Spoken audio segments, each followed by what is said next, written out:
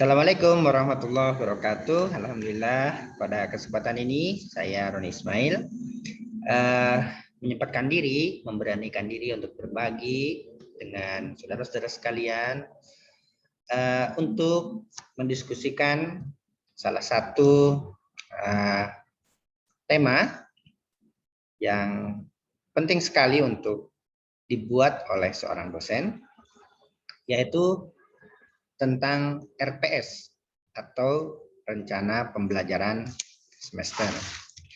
Pada kesempatan ini, saya akan berbagi dengan saudara-saudara sekalian tentang pengertian RPS, tentang rujukan RPS, tentang unsur-unsur RPS, tentang prinsip pembuatan RPS, tentang langkah-langkah pembuatan RPS, dan yang terakhir tentang format RPS yang dicontohkan, minimal unsur-unsur minimal yang dicontohkan formatnya oleh SNDikti, oleh Kemenristekdikti atau Kemendikbud sebelumnya di buku penyusunan kurikulum. Semoga apa yang akan di-sharingkan ini ada manfaatnya untuk kita semua, terutama untuk para dosen pemula yang di awal semester kita semua diminta oleh Prodi untuk membuat rencana pembelajaran semester atau RPS yang paling update, yang terbaru, setiap tahun diperbaharui.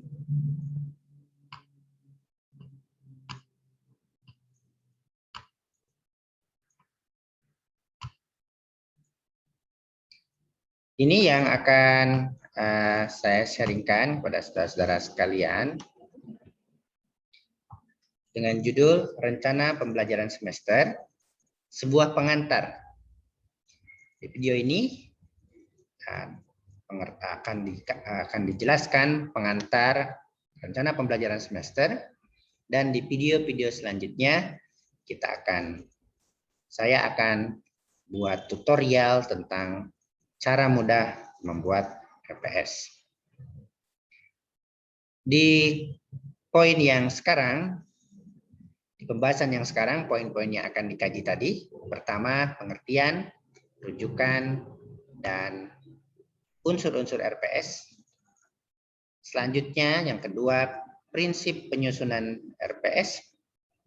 RPS harus disusun kayak mana? Yang ketiga, langkah-langkah pembuatan RPS. Dan yang keempat, contoh pembuatan RPS. Penting, rencana pembelajaran semester atau RPS ini dipahami dan dibuat oleh para dosen baru, para dosen muda, terutama para dosen yang tidak memiliki latar belakang ilmu kependidikan. Para dosen yang studi di S1, S2, dan S3-nya ilmu murni, dan sewaktu menjadi dosen diminta untuk mengerjakan administrasi atau hal-hal seperti RPS ini, hal-hal administrasi yang digeluti oleh para dosen-dosen yang berlatar belakang kependidikan.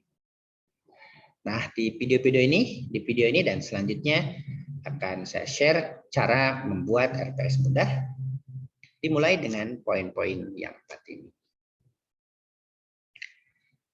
Yang pertama, pengertian RPS. Tentu kita harus tahu apa itu RPS atau rencana pembelajaran semester, yang dulu disebut dengan istilah silabus. Memang unsur-unsurnya itu hampir sama dengan silabus, hanya istilahnya yang sedikit berbeda. Menurut Permenristekdikti nomor 44 tahun 2015 tentang SNDikti, Standar Nasional Pendidikan Tinggi, pasal 12 ayat 3, RPS adalah rencana pembelajaran semester atau istilah lain ditetapkan dan dikembangkan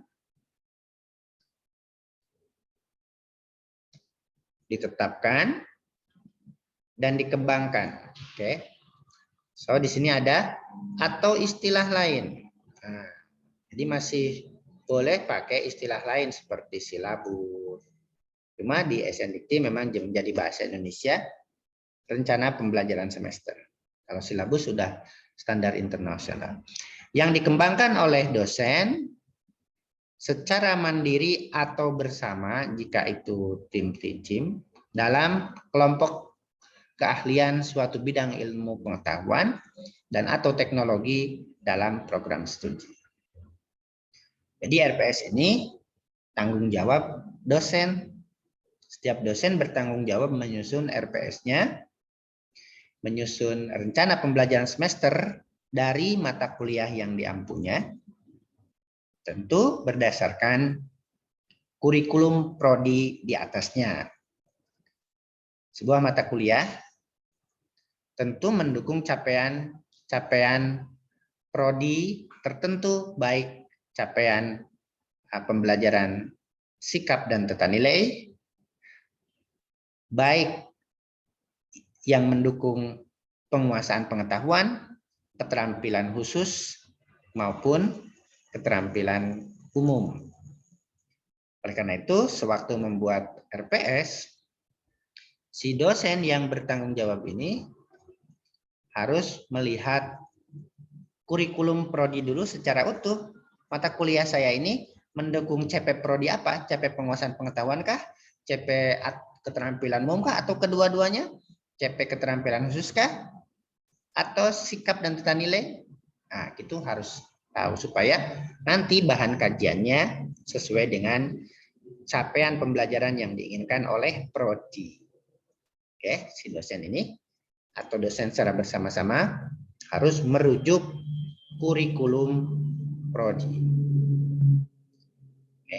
Nah, menurut SNDikti, buku kurikulum pendidikan tinggi, maksud saya yang diterbitkan oleh Direktorat Pembelajaran dan Kemahasiswaan tahun 2014, karena ada yang tahun 2018, rencana pembelajaran semester atau istilah lain adalah rencana kegiatan belajar mahasiswa.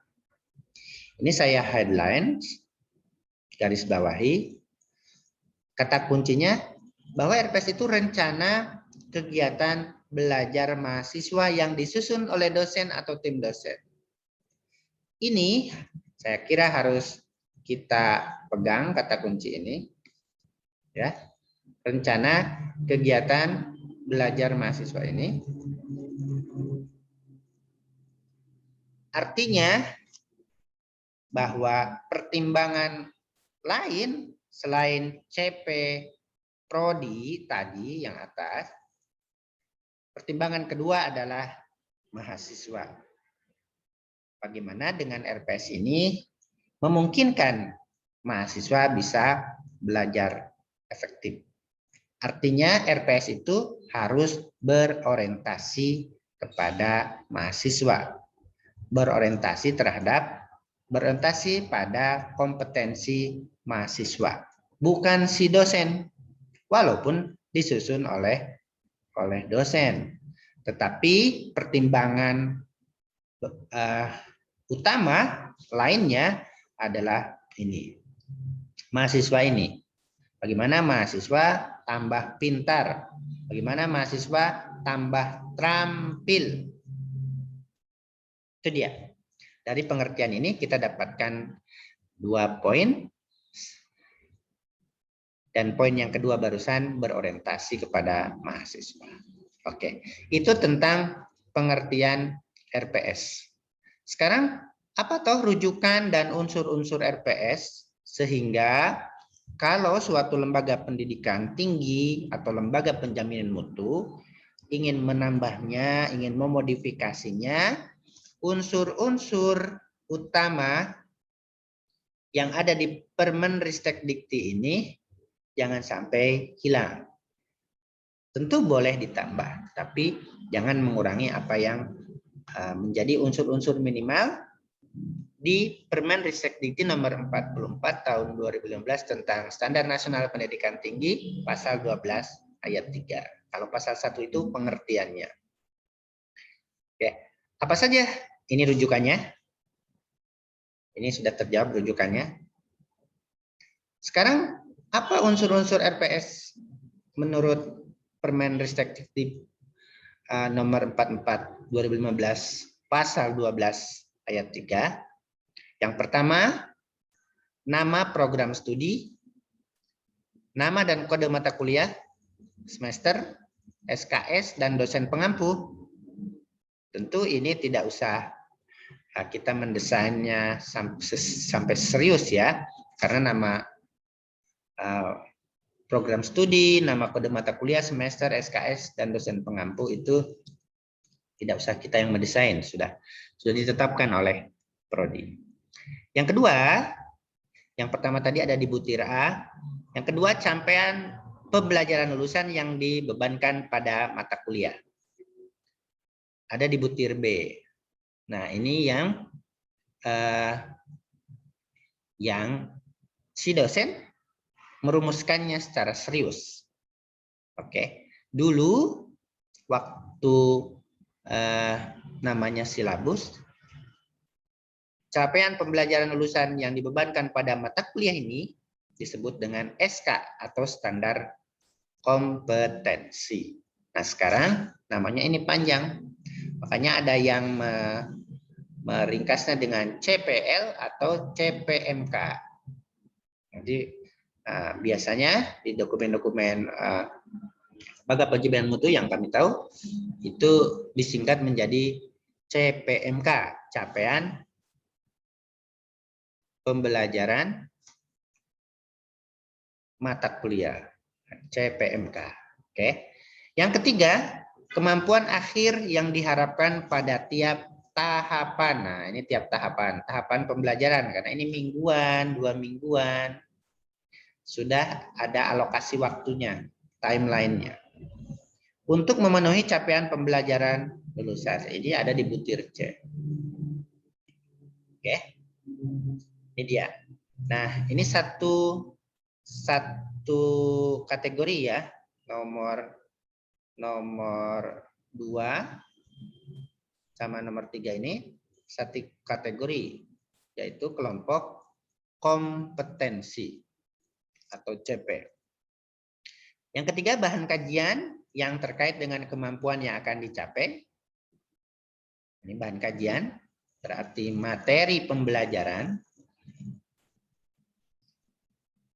2 unsur besar. Ini yang pertama. Ini yang kedua. Yang ketiga, metode pembelajaran atau strategi pembelajaran. Ini ada kolomnya di RPS. Di permennya ini metode pembelajaran. Di kolom RPS-nya ada yang menambahkan bentuk dan metode pembelajaran. Ada yang menuliskannya strategi pembelajaran, sama saja. Ini unsur pokok yang ketiga. Oke. Yang keenam, alokasi waktu yang disediakan untuk mencapai kemampuan. Sama, ini berarti standar proses pembelajaran di SNDIKT namanya. Sama dengan nomor 5. Yang ketujuh, deskripsi tugas sebagai pengalaman belajar mahasiswa. Oke. Ada yang menulisnya deskripsi tugas di kolom RPS itu. Ada yang panjang, pengalaman belajar mahasiswa. Oke.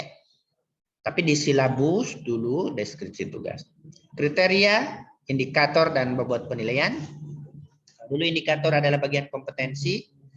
Setelah SK, KD, dan indikator, sekarang menjadi kriteria penilaian evaluasi. Yang terakhir, daftar referensi. Nah, ini adalah yang nomor ini, nomor 7 sama nomor 8 masuk kategori besar yang keempat, yaitu tentang evaluasi. Inilah unsur-unsur minimal sebetulnya yang harus kita pahami para dosen muda, terutama yang non kependidikan. Unsur-unsur RPS minimal yang ditetapkan di SNDIKT pasal 12 ayat 3. So, kalau ada tambahan-tambahan modifikasi, hendaknya tidak meninggalkan, tidak menghapus salah satu dari 9 ini. Ini yang ke-9, daftar referensi. Tentu kita tidak mendesainnya karena sudah tahu. Itu ya rujukan dan unsur-unsur RPS. Selanjutnya, dari apa yang dijelaskan sebelumnya ini, kita bisa menarik kesimpulan seperti sudah dicoret-coret bahwa unsur pokok RPS itu satu, kompetensi mata kuliah. Ini dia. Ada dua kompetensi mata kuliah yang dirumuskan di RPS atau CP ya. Satu, capaian pembelajaran lulusan yang dibebankan pada mata kuliah, CPMK, di butir B. Dan yang kedua, kemampuan akhir yang diharapkan pada tiap tahapan pembelajaran untuk mencapai capaian pembelajaran lulusan. Di buku panduan kurikulum pendidikan tinggi era industri 4.0, di situ disebutkan bahwa ini adalah namanya sub CPMK. Jadi kalau ini CPMK, kalau yang ini sub CMK. Walaupun di SNDikti pasal 12 tadi tidak ada istilah sub CPMK, tapi di buku itu ada istilah sub CPMK dan dipakai di banyak lembaga penjaminan mutu. Dan unsur besar yang kedua, bahan kajian atau materi pembelajaran dan metode pembelajaran atau strategi pembelajaran dan alokasi waktu. Itu unsur yang besar yang ketiga. Oke. Kemudian yang keempat, evaluasi pembelajaran yang ada di kolom deskripsi tugas sebagai pengalaman belajar mahasiswa, kriteria indikator dan bobot penilaian. So ini mudah sekali sebetulnya ya, saudara-saudaraku, untuk membuat RPS itu karena unsur pokok yang kita mendesainnya hanya ini dia, hanya 4 ini. Kompetensinya apa? Mata kuliah itu. Kalau orang kependidikan kompetensinya dulu nomor 1. Nomor 2, bahan kajian, materinya apa. 3, strateginya, metodenya apa untuk mencapai kompetensi tadi. Yang keempat, evaluasi pembelajaran. Nah, untuk para dosen yang non kependidikan dalam training kami, biasanya dimulai dengan mendesain ini dulu, bahan kajian dulu, materi pembelajaran dulu. Mengapa? Karena kita semua diangkat sebagai dosen adalah ahli di materi tertentu. Jadi kalau saudara-saudaraku diangkat sebagai dosen psikologi agama misalnya, itu karena dosen tersebut atau yang bersangkutan ahli di bahan kajian psikologi agama, di materi-materi psikologi agama. Begitu juga saudara-saudaraku yang diangkat sebagai dosen, misalnya Pancasila, itu karena dianggap ahli cakap di bahan kajian atau materi pembelajaran Pancasila tadi. Nah, biasanya kami kalau dalam training memulai dari merumuskan, mendesain bahan kajian ini. Itu unsur pokok RPS. Jadi sedikit sekali sebetulnya, hanya 4 karena itu mudah membuat RPS. Unsur-unsur RPS yang ini tadi, kalau kita lihat di SNDikti Permenristek Dikti tadi nomor 44 tahun 2015, itu diistilahkan lain juga ya, ada istilah lain juga. Yang materi tadi yang nomor 2, materi itu disebut dengan ini standar isi pembelajaran. Yang kompetensi tadi disebut dengan standar kompetensi lulusan, tentu mata kuliah. Yang strategi atau metode itu disebut dengan standar proses pembelajaran. Yang evaluasi disebut dengan standar penilaian pembelajaran. Jadi di situ di pasal-pasal SK tersebut, permen ya, permen tersebut ada 8 standar. Nah, standar yang ada hubungannya dengan RPS itu 4 standar ini. Inilah learning cycle yang biasanya kami kembangkan untuk mengembangkan pelatihan dosen ke seluruh Indonesia. Jadi unsur RPS itu sebetulnya sedikit sekali karena itu gampang kita membuatnya. Tinggal kita rumuskan standar isi pembelajarannya apa, materinya. Kemudian dari belajar ini learning cycle untuk dosen-dosen non kependidikan ya. dari materi-materi yang akan dikaji, dipelajari oleh mahasiswa, standar kompetensi lulusannya apa, mahasiswa itu mampu apa. Nah, agar mahasiswa mampu apa, maka strateginya, standar prosesnya bagaimana, baik luring maupun daring. Kemudian dengan standar proses itu dievaluasilah. Dan evaluasi juga untuk melihat ini. Jadi ini learning cycle sebagai satu kesatuan. Di mana media pembelajaran? Media pembelajaran bisa masuk di standar proses pembelajaran. Kalau lihat di situ. Oke, ini dia learning cycle yang sederhana dalam membuat RPS, sebetulnya gampang sekali. Oke. Nah, tiba ke penjelasan tentang prinsip penyusunan RPS. Nah, kita sebagai dosen muda baru yang non kependidikan maupun kependidikan sebetulnya harus memahami prinsip penyusunan rencana pembelajaran semester ini. Ada prinsip-prinsip tertentu yang ada di bukunya ini. Di bukunya ini, Panduan Penyusunan Kurikulum Pendidikan Tinggi halaman 43. Oke. Ini dia. Apa prinsip-prinsipnya? Ini dia. Yang pertama, RPS atau istilah lain adalah dokumen program pembelajaran yang dirancang untuk menghasilkan lulusan. Oke. Jadi orientasinya dirancang untuk menghasilkan lulusan yang memiliki kompetensi atau kemampuan sesuai CPL Prodi yang telah ditetapkan, sehingga dapat dijalankan oleh mahasiswa pada setiap tahap belajar pada mata kuliah tertentu. Jelas di prinsip pertama ini orientasinya ini berorientasi mahasiswa. Yang kedua, RPS atau istilah lain dititik beratkan pada bagaimana memandu mahasiswa belajar. Mahasiswa lagi. Agar memiliki kemampuan kompetensi sesuai dengan CPL tadi. Bukan pada kepentingan kegiatan dosen mengajar. Oh, sampai sini nih.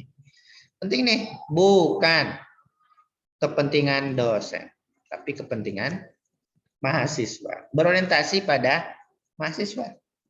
Oke. Ketiga, pembelajaran yang dirancang dalam RPS adalah, ini eksplisit sekali, pembelajaran yang berpusat pada mahasiswa, Student Centered Learning atau SCL. Dari ketiga prinsip ini, kalau yang bawa RPS wajib ditinjau. Jadi RPS tahun ini harus berbeda dengan RPS tahun lalu. Jangan copy paste, tapi harus ada perubahan-perubahan, termasuk dalam penetapan strategi pembelajaran atau mungkin bahan kajiannya, rujukannya yang harus diambil dari penelitian si dosen di ilmu itu. Nah, dari tiga ini kelihatan sekali, saudara-saudaraku, bahwa prinsip penyusunan RPS ini di 3 poin ini adalah Student Centered Learning, SCL, bukan Teacher Centered Learning. Itu harus kita pahami. Tentu terutama di standar proses pembelajaran ya. Dan kompetensi juga, karena yang ingin tambah pintar, ingin tambah bisa, ingin tambah terampil di semua mata kuliah di proses pembelajaran adalah mahasiswa. Kalau dosen kan sudah pintar-pintar. Baik, itu prinsip penyusunan RPS.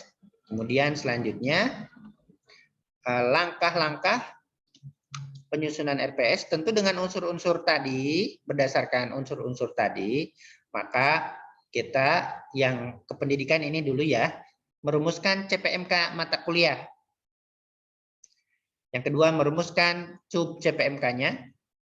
Yang ketiga, mendesain bahan kajian.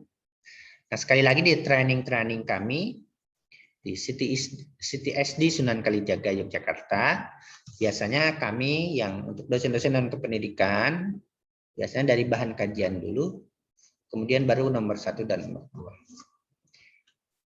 Menentukan metode, tadi kelihatan ya di learning cycle tadi itu, metode pembelajaran banyak, Banyak bukunya pula, dan kalau kami ngisi training secara luring, kami bisa mempraktikkan 20 strategi pembelajaran bersama peserta secara aktif untuk mengisi kolom metode pembelajaran di RPS.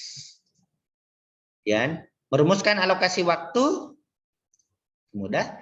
Merumuskan deskripsi tugas. Nah, ini deskripsi tugas ternyata tidak terpisahkan dari CPMK, saudara-saudaraku. Karena di CPMK ini ada degree kualitatif atau kuantitatif, dan itulah yang masuk di deskripsi tugas ini. Yang ketujuh, kriteria penilaian indikator. Berkaitan juga dengan itu, deskripsi tugas. Apa indikator-indikator, kriteria indikator yang ada di deskripsi tugas? Misalnya, ringkasan 8 paragraf. Nah, ini 8 paragraf itu unsurnya apa saja? Harus ada, misalnya minimal ada 4. Pengertian RPS. 2. Rujukan RPS. 3. Unsur-unsur RPS. 4. Langkah penyusunan RPS. Misalnya begitu. Misalnya di sini mahasiswa mampu menguraikan unsur-unsur, mahasiswa mampu menguraikan RPS berdasarkan Permen Ristek Dikti nomor 44 tahun 2015. Deskripsi tugasnya misalnya resume 4 paragraf. Nah, di 4 paragraf itu indikatornya 4 tadi. Itu kriteria indikator. Kemudian bobot penilaian tentu si dosen yang tahu sampai akhir. Pokoknya intinya bobotnya dan CPMK dari awal sampai akhir tentu 100%. A ya. Kalau dulu dengar-dengar di dosen senior gak ada mahasiswa yang dapat A. Tapi kalau sekarang tidak bisa. Kalau memang kriteria indikatornya terpenuhi, deskripsi tugasnya terpenuhi, dikerjakan, ya 100. Kemudian menentukan daftar referensi. Nah, saudara-saudaraku, itu tentang langkah penyusunan RPS. Kemudian yang terakhir, format RPS. Kalau ini sumbernya buku Kurikulum Pendidikan Tinggi Belmawa yang tahun 2014, halaman 77. Itu formatnya sederhana sekali, saudara-saudara. Sederhana sekali, mudah sekali untuk kita kerjakan ya. Seperti unsur-unsur RPS di Permen Ristek Dikti tadi, pasal 12. Ini dia mata kuliah, nama mata kuliah, program studi CPMK ini. Di sini hanya capaian pembelajaran lulusan mata kuliah mungkin ya, pastinya. Semester kode SKS dosennya. Kemudian minggu ke ini alokasi waktu ya. Kemudian kemampuan akhir yang diharapkan atau sub CPMK di sini ada berapa? Ada 14 kah sesuai jumlah pertemuan? Dan bahan kajiannya apa? Kemudian ini tentu 1 sampai 16 ya, sesuai dengan SNDikti ini.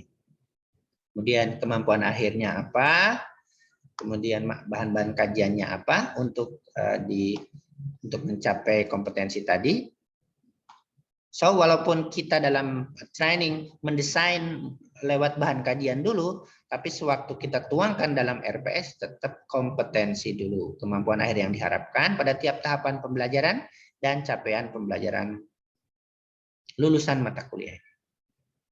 Dan bentuk pembelajaran atau bentuk metode pembelajaran ya. Kalau bentuk itu ada kuliah, bisa juga bentuk dan metode pembelajaran. Bentuk pembelajarannya kuliah, misalnya praktikum, nah di situ perbedaannya. Dan waktu belajar, alokasi waktu, kemudian kriteria penilaian, deskripsi tugas ini kok tidak ada ya, terlewat berarti ini buku itu. Harusnya di sini ada deskripsi tugas, kemudian kriteria penilaian dan bobot. Ini format RPS yang sederhana sekali yang bisa kita kerjakan sebetulnya dari buku itu. Kemudian di buku yang tadi panduan penyusunan pendidikan kurikulum itu kurang. Panduan penyusunan kurikulum pendidikan tinggi di era industri 4.0 2018 halaman 7477 bisa di-download itu bukunya. RPS itu jadi banyak sekali tambahannya. Misalnya formatnya seperti ini, dan ini juga di kampus kami seperti ini. Ada logo institusi, nama perguruan tinggi, kemudian ini judulnya rencana pembelajaran semester, nama mata kuliah, ini contohnya metodologi penelitian, kode mata kuliah, bobot, semester, tanggal penyusunan. otorisasi Kaprodi biasanya, nama koordinator penanggung jawab RPS jika itu tim teaching, pasti ya di sini juga sama seperti ini, koordinator bidang Kaprodi harus tanda tangan. Dan capaian pembelajaran prodi ya, dicantumkan di sini bahwa kalau ini kelihatan bahwa mata kuliah metode penelitian ini mensupport CP Prodi yang ini. CP Prodi yang ini. Sikap nomor 9, pengawasan pengetahuan nomor 3, keterampilan umum nomor 1, keterampilan umum nomor 2. Oke, itu dia. Nah, CPMK-nya ini juga di sini capaian pembelajaran mata kuliah dirumuskan dalam satu pernyataan kemampuan, karena ini kan dulu standar kompetensi toh. CPMK itu kan keseluruhan akumulasi semua kompetensi capaian pembelajaran selama satu semester dari pertemuan pertama sampai pertemuan 16 jika itu 2 atau 3 SKS. Satu pernyataan kemampuan. Misalnya kalau ini mata kuliahnya metodologi penelitian, berarti CPMK-nya mahasiswa mampu mendesain sebuah proposal penelitian dalam sebanyak atau sejumlah 12 halaman. Dan ada tambahan juga deskripsi tugas mata kuliah, bahan kajian ini materinya ada di sini ya. Di sini juga dicantumkan bahan kajian 2 kali berarti. Kemudian daftar referensi, itu dia di atas. Nama dosen pengampu, kalau di kami nama dosen pengampu di atas. Kemudian jika ada mata kuliah prasyarat, nah, di kolom yang ini, yang unsur 4 tadi, CPMK tadi sudah kan? Ini minggu ke, sudah, ini alokasi waktu. Kemudian ini sub CPMK sendiri, bahan kajian, mampu menguraikan misalnya gitu ya. Kemudian ini bahan kajiannya, bahan kajian itu materi-materinya, bentuk dan metode pembelajaran ini bentuknya kuliah, dan metodenya apa. Estimasi waktu, ini tatap muka 2 kali 50 menit, tugas terstruktur belajar mandiri sekian. Karena satu SKS kan 170 menit.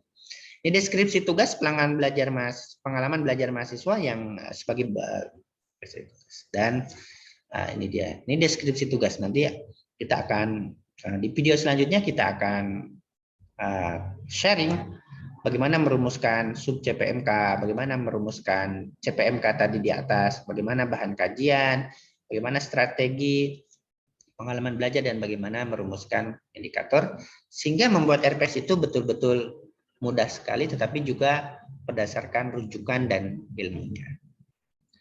Itu saudara-saudaraku sharing tentang bagaimana membuat pengertian RPS, rujukannya, unsur-unsur yang ada di RPS, dan unsur-unsur besarnya yang 4, materi, strategi, kompetensi, materi atau kompetensi dulu, kompetensi, kompetensi pembelajaran, materi pembelajaran, strategi pembelajaran, dan evaluasi pembelajaran. 4 itu yang jika dituangkan dalam format seperti ini. Di kami di UIN Sunan Kalijaga, di bawah itu ada pengesahan, bahkan ada level integrasi interkoneksi keilmuan harus tampak stated di bawah, kemudian ada ditandatangani oleh Kaprodi, penanggung jawab keilmuan, dan juga dekan.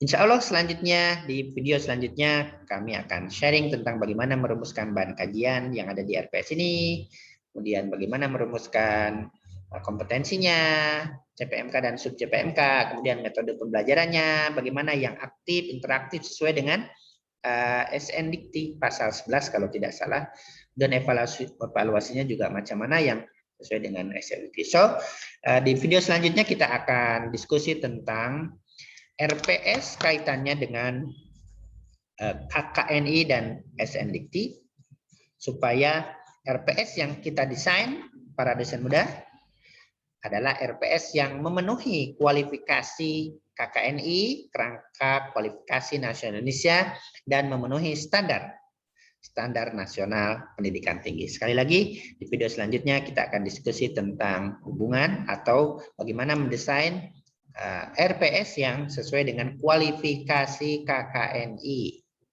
Apakah level 6 kah yang S1? Yang S2 level 8, jangan sampai RPS untuk S2 rasanya rasa S1, rasa level 6. Begitu juga sesuai dengan standar SNDT. Semoga apa yang disampaikan ada manfaatnya untuk kita semua. Assalamualaikum warahmatullahi wabarakatuh.